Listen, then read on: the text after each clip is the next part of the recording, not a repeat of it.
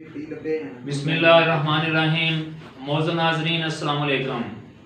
आज मैं आपके सामने एक ऐसी वीडियो शेयर करने जा रहा हूँ कि ये जो वीडियो मैंने स्पेशल आप लोगों के लिए बनाई है और जो मेरे मुखातब हैं बेसिकली ये वो तलबा तालबात हैं, वो उम्मीदवार हैं जो कि NTS, PSC, FPSC, PPSC का जो इम्तहान है वो देना चाहते हैं।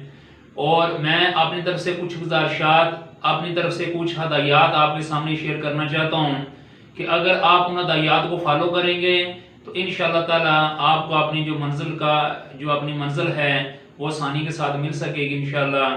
क्योंकि ये बात जहन में रहे कि ये जो इम्तहानात होते हैं ये भी they are also very technical. ये मिसाल के तौर पर इनकी जब तक एक खास अंदाज से तैयारी ना की जाए उस वक्त तक जो है कोई भी तालिब इल्म, कोई भी उम्मीदवार मतलूबा इम्तहानात में कामयाब नहीं हो सकता। और सिर्फ इन इम्तहानात के अंदर सिर्फ कामयाब होना मकसद नहीं होता, बल्कि दूसरों को बीट करना मकसद होता है, दूसरों से आगे निकलना मकसद होता है, मेरिट पे आना ये सबसे बड़ा मकसद होता है। आप मेरिट पे कैसे आया जाए, मेरिट को कैसे मेंटेन किया जाए, उसके लिए एक खास पैराडाइम के साथ, एक खास तरीके के साथ जो है वो तैयारी की जरूरत होती है।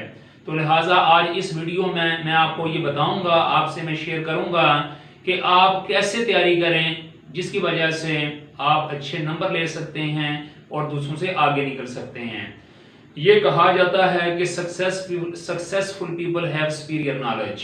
जब तक आपके अंदर सुपीरियर नॉलेज नहीं आएगा, यानी कि अपने इम्तहानात के हवाले से, उस वक्त तक आप कभी भी सुपीरियर जो पोस्ट है, जो बड़ा मुकाम है, वो हासिल नहीं कर पाएंगे।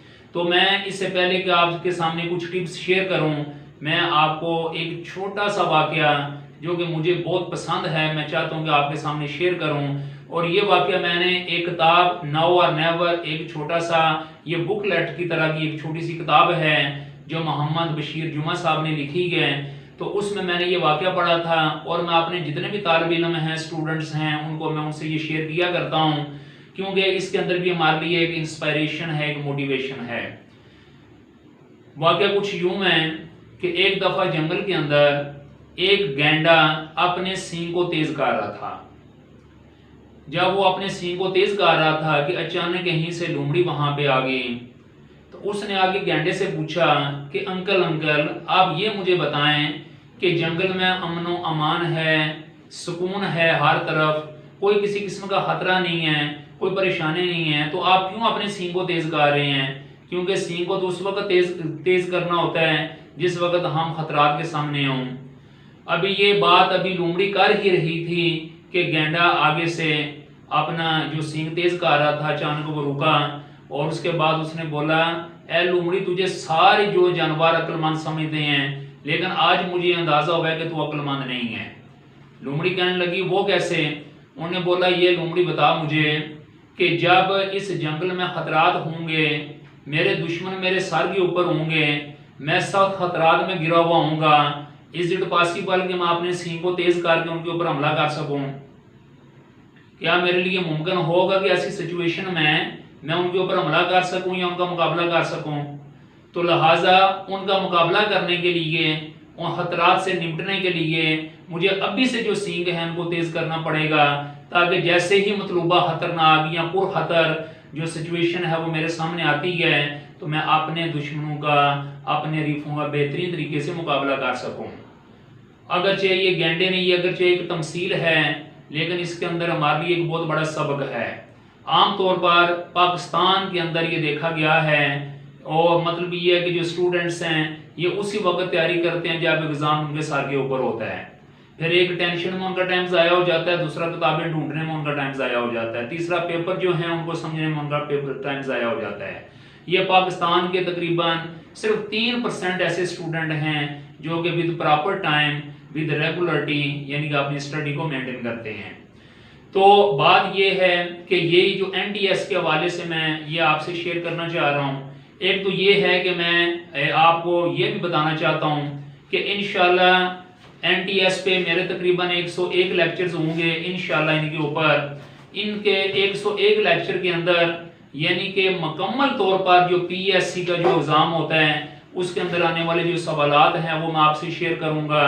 और जो भी मिसाल के तौर पर यानी चाहे वो इंग्लिश का शोबा है, इंग्लिश के हवाले से भी जो बीच में कुछ पोर्शन आता है, FPSC का 20 मार्क्स का आता है वो भी शेयर करूंगा।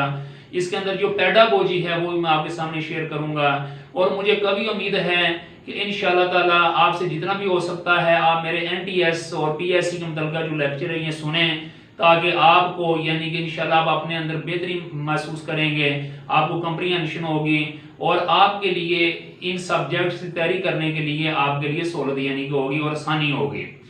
तो मिसाल के तौर पर यह है कि आमतौर पर यह देखा जाता है कि जो स्टूडेंट्स हैं, जो उम्मीदवार हैं, वो क्या करते हैं जी कि जैसे ही PSC का इम्तहान करीब आता है उसके बाद वो क्या करते हैं जी कि गाइड्स वगैरह एक दो खरीद ली, उनमें से तैयारी की और जाके वो मतलब ये कमरे इम्तहान में बैठ के नतीजे के तौर पे क्या होता है, कोई कहता है जी कि मेरे 45 नंबर आ गए जी, मेरे 55 आ गए, मेरे 60 नंबर आ गए जी, मैं पास हो गया। लेकिन असल में ये पास नहीं होता, ये बंदा फेल ही होता है। मेरे नज़दीक NTS में वो इंसान पास है जो मेरिट में आता है, मेरे नज़दीक PSC में वो इंसान पास है जो कि मेरिट पे आता है। अगर कोई तालिब इल्म मेरिट पे नहीं आ सकता तो वो फेल है, that is also considered fail, वो फेल है।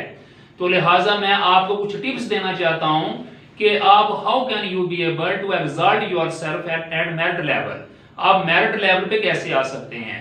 तो उसके लिए मैंने एक छोटी सी एग्जांपल आपके सामने ये व्हाइट बोर्ड के ऊपर लिखी हुई है कि मिसाल के तौर पर आप जो गाइड के अंदर जो तैयारी करते हैं ना, वो बेसिकली उसको कहा जाता है नॉलेज इन पार्शियल फॉर्म, या आप आसान मैं लफ्जों में कहूंगा कि वो एक जुज़वी यानी कि इल्म होता है। जबकि हमें इस तरह के टेस्ट पास करने के लिए जुज़वी इल्म नहीं चाहिए, हमें इनके लिए सही डीपली नॉलेज की जरूरत होती है। जब तक डीपली नॉलेज नहीं होगा आपके पास उस वक्त तक आप कभी मेरिट पे नहीं आ सकते, चाहे आप कुछ भी कर लें। ये मत समझने के ये चांस होता है, ये तुक्का लग जाता है, ये सारी की सारी जो बातें हैं ये बेसिकली यानी कि बेसलेस हैं, इनका कोई मकसद ही नहीं है। तो लिहाजा आपने जब तक मुकम्मल यानी कि तैयारी नहीं करनी उस वक्त तक आप किसी लेवल पे नहीं आ सकते। तो जैसे कि मैं आपके सामने एक मिसाल पेश करना चाहता हूं कि अगर आप यानी कि एक मैथ का फार्मूला है यानी कि 2 + 2 = 4, ये तो आपको पता है। अगर आपने ये याद कर लिया कि 2 + 2 ये 4 होता है, ये फार्मूला अगर तो पेपर में आ गया, इसी तरह का सवाल पेपर में आ गया तो आप इसको तो दुरुस्त कर लेंगे। लेकिन अगर 2 + 3 आ जाता है तो आगे जाके आप वहां पे फंस जाएंगे, क्योंकि आपने मैथ का जो प्रोसेस है वो नहीं सीखा होगा। अगर आपने यानी कि मैथ में जो प्लस का प्रोसेस है यानी जो कैसे जमा करना है, जमा करने का अगर आपको फार्मूले का पता नहीं होगा, यानी या 4 ऑपरेशंस को ले लें, प्लस माइनस मल्टीप्लिकेशन एडिशन इनको ले लें, तो ये अगर मिसाल के तौर पर अगर आपको नहीं यानी कि इस फार्मूले की समझ होगी तो आप जो आपने रटा लगाया होगा उसका जवाब तो आप दे देंगे, लेकिन जो उससे जरा हट के सवाल आएगा होगा वो भी प्लस का, माइनस का या मल्टीप्लिकेशन का या डिवीजन का, तो आप नहीं कर पाएंगे, इसलिए कि आपने थॉरोली यानी कि उसकी स्टडी नहीं की हुई। तो लिहाजा जो थॉरोली स्टडी है, डीपली स्टडी है, ये बहुत जरूरी है। मैं आपके सामने एक छोटी सी एग्जांपल मैंने ये फलसफे के हवाले से मैंने लिखा हुआ है कि जो फलसफे हैं बेसिकली ये 11 मेन फलसफे हैं, कुछ इसमें कुछ ओल्ड हैं और कुछ न्यू फलसफे हैं। ये जो फलसफे हैं ये दीज आर सो सिंपल, लेकिन हमें ये बहुत पहाड़ नजर आते हैं। पहाड़ इसलिए नजर आते हैं कि हमें पता नहीं होता कि हमने इनमें याद क्या करना है, इनको याद कैसे करना है, ये सबसे बड़ा प्रॉब्लम है हमारे लिए। तो ये जो 11 फलसफे हैं ये हर वक्त हमारे लिए प्रॉब्लम, टेंशन। B.Ed में ज्यादातर लोगों में जो सप्ली है फलसफे में आती है, M.Ed में ज्यादातर यानी कि सप्ली है ये फलसफे में आती है, हालांकि ये इतने मुश्किल है ही नहीं है। सिर्फ मुश्किल क्यों है, इसलिए कि हम इनको टेक्निकली तरीके से इनको सॉल्व नहीं करते, इनको याद नहीं करते। तो मिसाल के तौर पर कोई भी जो फलसफा है उसकी उस वक्त तक सही कंप्लीट स्टडी नहीं हो सकती जब तक ये जो मैंने 8 चीजें लिखी हैं वो हमें उनके बारे में बताना हो। जब तक यानी कि ये 8 चीजें आपने अगर उन 11 फलसफे जो हैं उनकी पढ़ ली तो आप समझें कि आप फलसफी बन जाएंगे, यानी कि आप जो है ये बेहतरीन फलसफी कहलाएंगे। लिहाजा सबसे पहले जैसे मैंने आइडियलिज्म लिखा है, ये है भी सबसे पहला फलसफा जो कि प्लेटो ने पेश किया था, सबसे पहला फलसफा इसे कहा जाता है और कदीम तरीन भी फलसफा इसे कहा जाता है। तो जो आइडियलिज्म है इसके बारे में हमें पता होना चाहिए कि इसके चीफ एक्सपोनेंट्स कौन है, इसके जो चीफ एक्सपोनेंट्स हैं कौन है, यानी कि इस फलसफे को प्रमोट करने वाले कौन कौन से लोग हैं उनके बारे में हमें पता होना चाहिए। जैसे प्लेटो है जिसने सबसे पहले इसको किया, इस तरह उसके बाद कौन था, तो ये मिसाल के तौर पर हमें पता होना चाहिए। दूसरे नंबर पे ये है कि हर फलसफे के बेसिकली 5 बड़े उसूल हैं। किताबों में तो 7, 8, 10 भी लिखे होते हैं, बेसिकली 5 बड़े उसूल हैं। उन उसूलों के बारे में हमें पता होना चाहिए। वो जो उसूल हैं बेसिकली वो उस फलसफे के स्ट्रॉन्ग पॉइंट्स भी होते हैं, उसके मेन प्रिंसिपल्स भी होते हैं, उसका मेन थीम भी होता है, वो हमें पता होना चाहिए। और जो तीसरा है वो एम्स ऑफ एजुकेशन। देखें फलसफा बेसिकली की चीज को एड्रेस करता है। फलसफा हमें इसकी क्यों जरूरत होती है, जो फलसफा है बेसिकली हम इसको अपनी जिंदगी में कैसे अप्लाई कर सकते हैं। आज भी फलसफी की क्यों जंग शुरू है, यानी कि एक फलसफी की और एक मौलवी की जंग क्यों शुरू है, इसके पीछे भी कुछ मुल्कात हैं। तो लिहाजा हमें पता होना चाहिए कि एम्स ऑफ एजुकेशन क्या है, जो तालीम है इसके मकासद आइडियलिज्म की रोशनी में क्या है।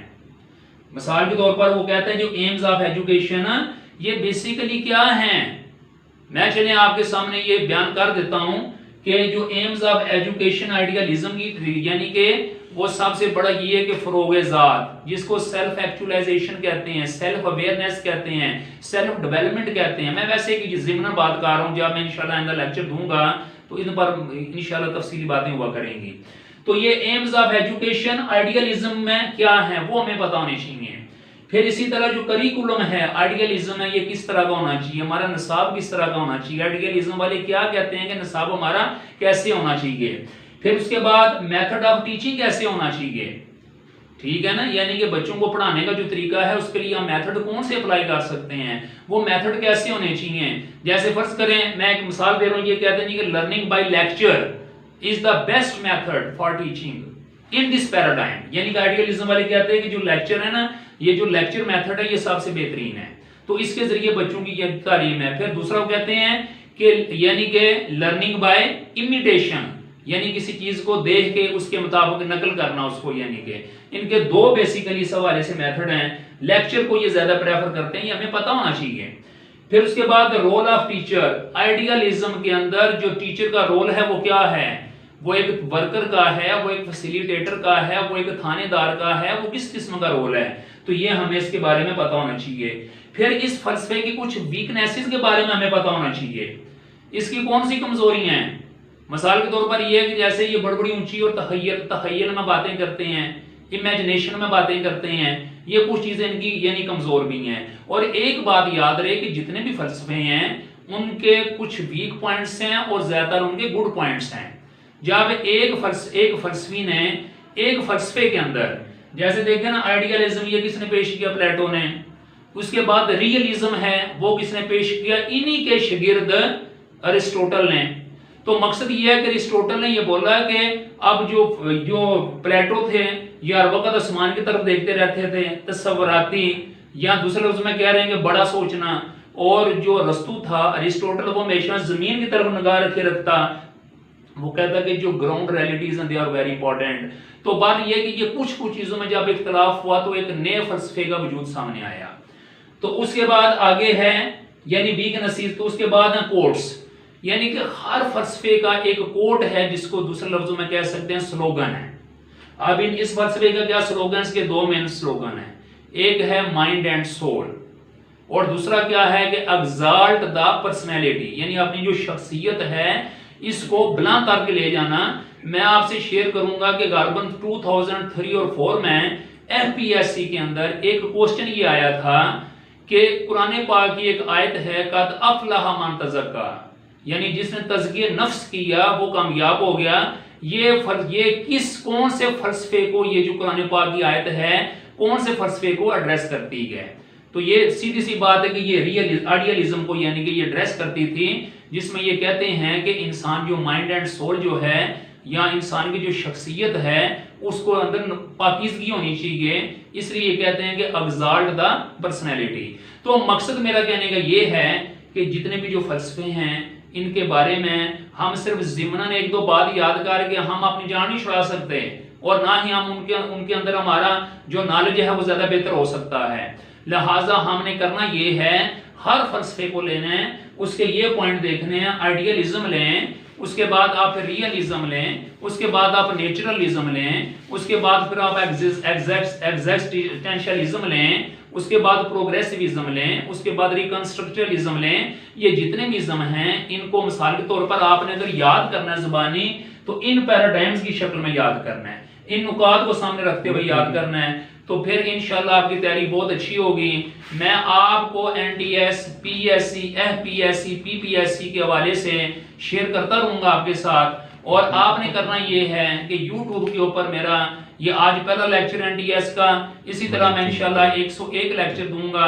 आप इनको डेली देखा करें, इनको सुना करें, इनको शेयर किया करें, इनको लाइक किया करें और सब्सक्राइब भी किया करें। तो मैं आपकी खिदमत कर रहा हूँ, आप मेरे साथ ताउन करें। मुझे उम्मीद है कि इंशाल्लाह ताला मैं ये जो मिशन लेके निकला हूँ, आप इसमें इंशाल्लाह आपको इससे फायदा होगा, आप इससे मुस्तफीद होंगे। Thank you very much for listening. अल्लाह हाफिज़।